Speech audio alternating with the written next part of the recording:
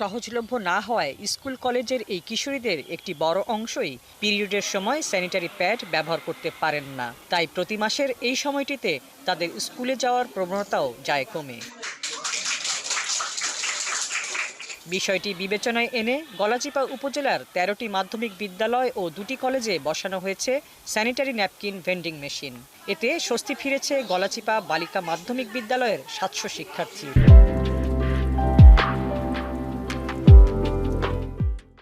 কেউ না কেউ বিভিন্ন সমস্যা ফেস করে, আর যেটি তারা তাদের শিক্ষকদের কাছে বলতে পারে না এবং তারা বাসায় বা বাজারে গিয়েও তাদের এই সমস্যাটার সমাধান করতে পারে না।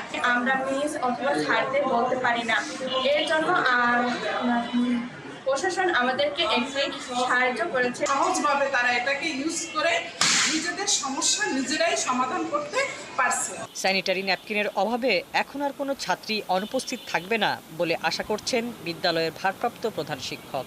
জানান, এই ভেন্ডিং মেশিন থেকে ছাত্রীরা ১০ টাকা দিয়ে যে কোনো সময় স্যানিটারি ন্যাপকিন সংগ্রহ করতে পারবেন। প্রতিনিয়তই ২-৪টি ১০টি মেয়ে আমাদের স্কুলে আসার পরে তাদের এই পিরিয়ডটা শুরু হয় এবং ওই সময় তাৎক্ষণিকভাবে না পারে বাড়ি যেতে, না পারে এখানে থাকতে। এখন এই অবস্থাটা, এই মেশিনটা দেওয়া, এখন এই অবস্থাটার অনেকটাই উন্নতি হয়েছে। উপজেলা নির্বাহী কর্মকর্তা জানান, শিক্ষার্থীদের স্বাস্থ্য সুরক্ষার কথা ভেবে এই উদ্যোগ নেওয়া হয়েছে।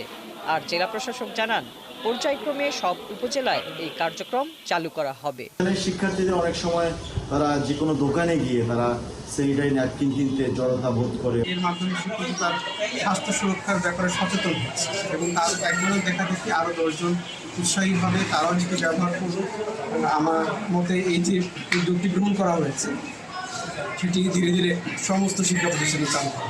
দেশের মোট জনসংখ্যার প্রায় ১২% ১০ থেকে ১৯ বছর বয়সী কিশোরী, যারা স্কুল ও কলেজে পড়াশোনা করছেন। হাসিবা আলী বর্ণা, ৭১।